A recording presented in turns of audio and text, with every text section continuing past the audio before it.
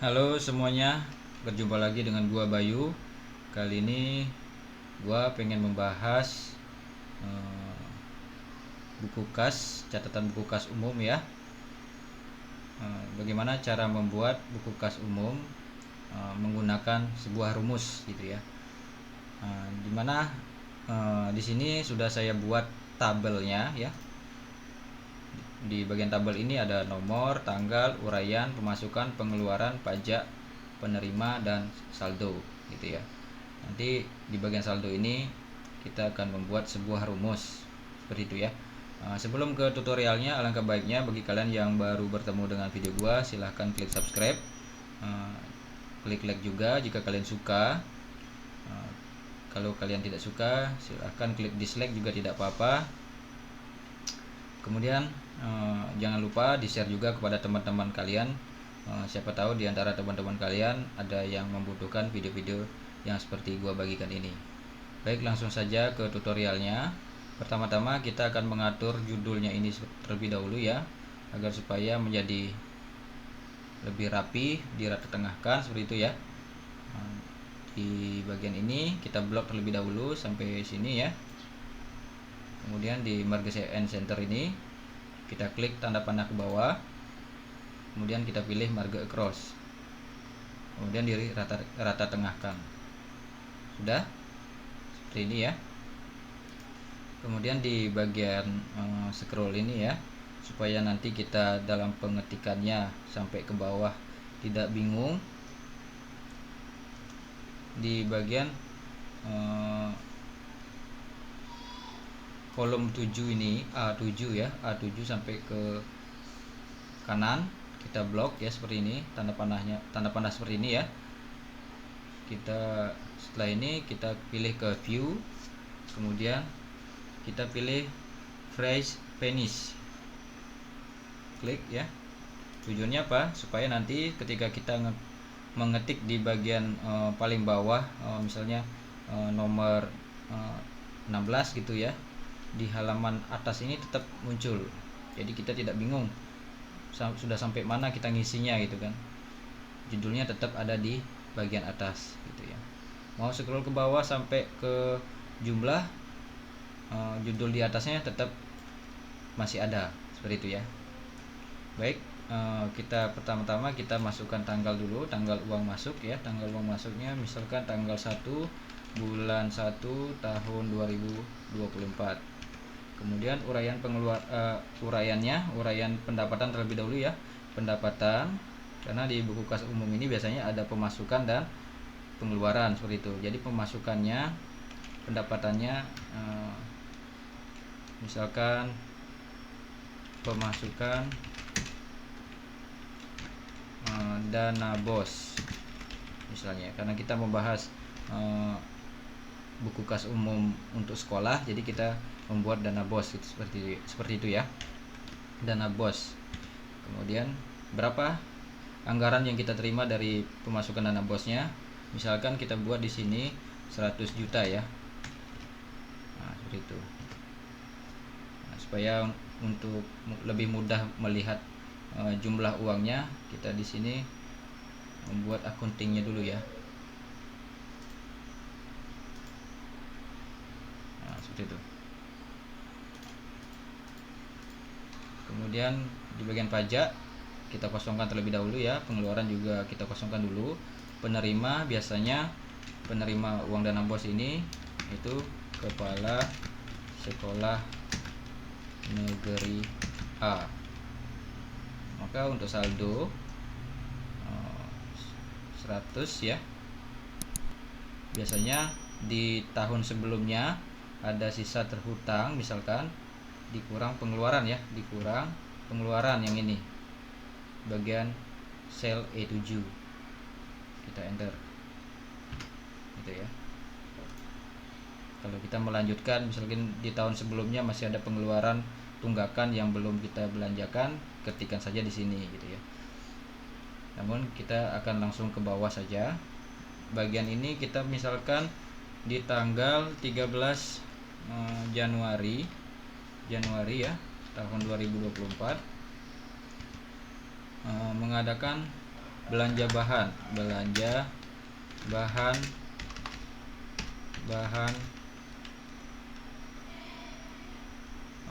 buku perpustakaan, gitu ya. Belanja bahan buku perpustakaan sebesar, kita tulis angkanya di pengeluaran karena kita belanja ya. Pengeluarannya misalkan kita belanjakan uangnya sebesar 26 juta misalkan. 26.500.000 deh. 500.000. Pajaknya misalkan kita buat pajak di sini 26 juta sebesar berapa? 4% misalnya ya. 4%. Nah, jadi penerimanya biasanya toko ya. Toko yang kita belanja pada saat kita belanja buku. Penerimanya yaitu toko buku apa ya? Buku lengkap gitu aja ya. Seperti itu. Untuk di sini di bagian ini kalau kita membuat rumus biasa yang biasa orang belum tahu tentang rumus ini, biasanya dia buat seperti ini, sama dengan saldo ya dikurang pengeluaran dikurang pajak. Setelah itu enter, maka mendapatkan jumlah 72.440.000 rupiah untuk sisa saldonya, gitu ya. Ini kalau misalkan kita menggunakan rumus ini, kita tarik ke bawah rumus ini, maka angka yang di sini tetap muncul seperti itu ya. Nah, bagaimana caranya? Angka ini kalau bisa jangan muncul dulu sebelum kita membuat pengeluaran atau pemasukan di sini. Tetapi di sini sudah ada rumusnya, gitu ya. Ketika kita membuat pemasukan, misalkan di sini pemasukan dari dana apa gitu, misalkan sebesar 5 juta, baru di sini muncul angkanya seperti itu ya. Nah, kita hapus dulu yang ini rumusnya karena kita tidak akan menggunakan rumus yang seperti ini. Kita hapus dulu ya. Caranya sama dengan kita pakai rumus if ya. If buka kurung AND buka kurung ya, buka kurung di bagian ini ya, di bagian pemasukan F8 sama D8 ya.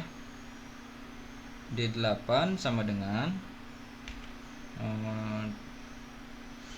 tanda petik 2 sebanyak 2 kali titik koma, kemudian yang bagian pengeluaran sama dengan tanda petik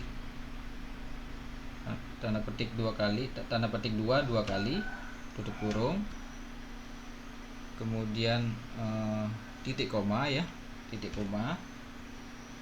Titik koma ini tergantung pada Excel kalian. Jadi artinya jika D8 sama dengan 0, E8 sama dengan 0, maka tanda petik 2 kali juga titik koma, maka akan tidak berisi apa-apa gitu ya, kosong ya, maka akan kosong. Jadi cara bacanya, jika kolom D8 yang ini sama dengan 0, E8 juga 0, maka E8 juga 0, maka akan diisi dengan kosong gitu ya. Terus kemudian baru kita buat rumusnya, yaitu bagian H7 ditambah pemasukan saldo ya, saldo ditambah pemasukan, terus kemudian dikurang pengeluaran, kemudian dikurang pajak, baru kita tutup kurung. Setelah itu baru tekan enter, gitu ya. Jadi ketika kita tarik rumus ini, karena di sini sudah ada angka 5 juta gitu kan, pemasukan sebesar 5 juta, otomatis nanti di sini menjumlahkan dia menjadi 77.440.000. Ketika kita tarik lagi ke bawahnya, dia belum akan muncul sebuah angka, tetapi di dalam sini sudah ada rumusnya seperti ini ya. Ini sudah ada rumusnya, akan tetapi belum terbaca karena di bagian sini belum ada angkanya, seperti itu. Jika kita tarik sampai ke bawah gitu, sini, maka di bagian ini yang belum ada angkanya tidak akan muncul sebuah angka dulu karena di sini masih kosong, seperti itu ya. Baik, kita lanjutkan. Di bagian sini misalkan ini kita hapus dulu ya, 5 juta ini kita hapus. Di bagian sini tanggal 18 bulan 1 tahun 2024, misalkan kita belanja lagi, belanja pengeluaran untuk seragam sekolah misalnya ya.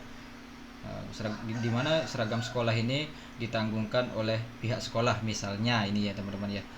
Kemudian kita ketik tab ya, klik tab di keyboard. Pengeluarannya sebesar, karena siswanya banyak, misalnya menghabiskan uang sebesar 30 juta misalnya. 30 juta. Kemudian di sini ada pajaknya misalkan sama 4%, karena rumusnya sama 4%, kita tarik saja ini ya. Kita tarik 4%, yaitu sebesar 1.200.000. Kemudian siapa penerima? Toko jahit misalnya, jahit baju. Jadi sisa saldo sebesar 41.240.000, di mana saldo sebelumnya 100 juta dikurangi pengeluaran belanja buku perpustakaan dan belanja seragam sekolah, maka sisa saldonya disebutkan sisa 41.240.000, seperti itu ya. Sampai di sini mungkin kalian sudah paham. Yang perlu kalian perhatikan di sini pembuatan rumus di bagian ini ya. Di bagian ini ada rumus, perlu kalian perhatikan. Terus kemudian ini bagian tanggal kita rubah dulu ya. Bagian tanggal kita blok, di kolom tanggal kita blok. Kemudian di bagian sini kita pilih more number format, atau di keyboard klik Ctrl 1 juga sama, muncul jendela baru seperti ini ya. Setelah itu kita klik bagian date, kemudian di local location ini kita klik ya, cari Indonesia, karena kita tinggal di negara Indonesia, kita pilih Indonesia ini ya, Indonesia. Kemudian pilih 14 Maret 2012, klik OK. Maka di sini otomatis nanti langsung mengetik misalkan tanggal berapa di sini, ada uang masuk lagi tanggal 1 Februari 2024, maka akan langsung ngetik 01 Februari 2024. Seperti itu ya. Mudah-mudahan sampai di sini teman-teman paham. Misalkan di sini kita lanjutkan lagi ya. Di sini ada uang masuk sebesar uang masuk apa nih? Uang pemasukan ya. Pemasukan uang infak misalnya ya. Infak ini misalkan saja nih teman-teman. Infak sebesar Berapa pemasukannya, misalkan sebesar 10 juta deh, 10 juta. Oke, 10 juta otomatis di sini nanti menjumlahkan langsung ya, muncul angkanya di sini sudah. Ketika kita selesai ngetik di sini angka jumlah uang masuk, maka di sini langsung muncul angka. Siapa penerimanya? Kembali lagi ke kepala sekolah negeri A. Kemudian di sini pada tanggal 6 Februari mengadakan belanja pengeluaran lagi, misalkan belanja rehab sekolah, misalkan sebesar 51 juta, di pengeluaran ya, 51.240.000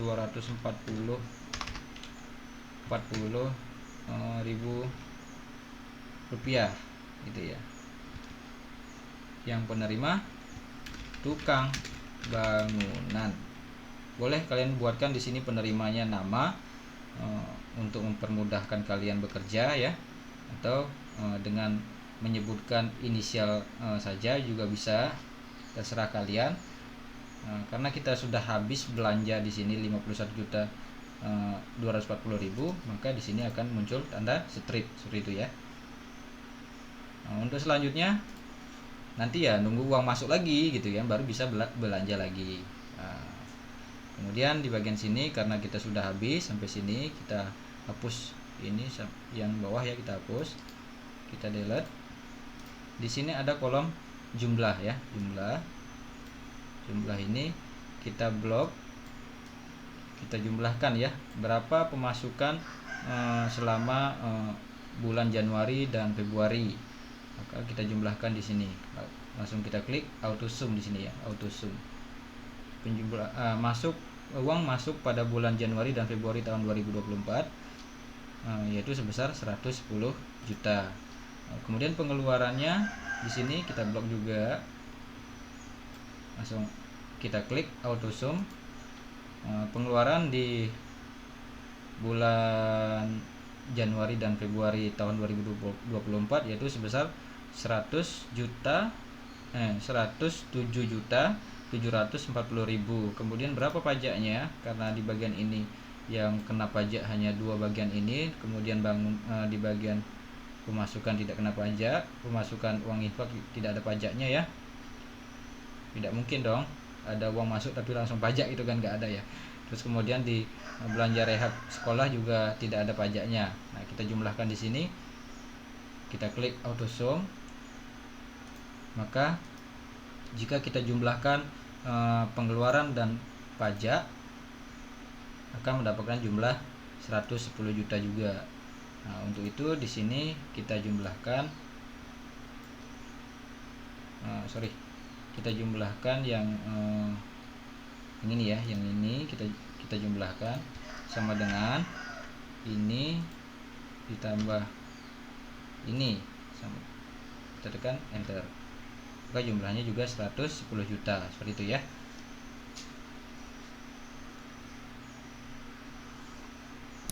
Baik, mungkin videonya sampai di sini saja dulu. Kiranya kalian ada yang masih kurang paham dengan penyampaian video yang saya buat ini, silahkan tuliskan saja di kolom komentar.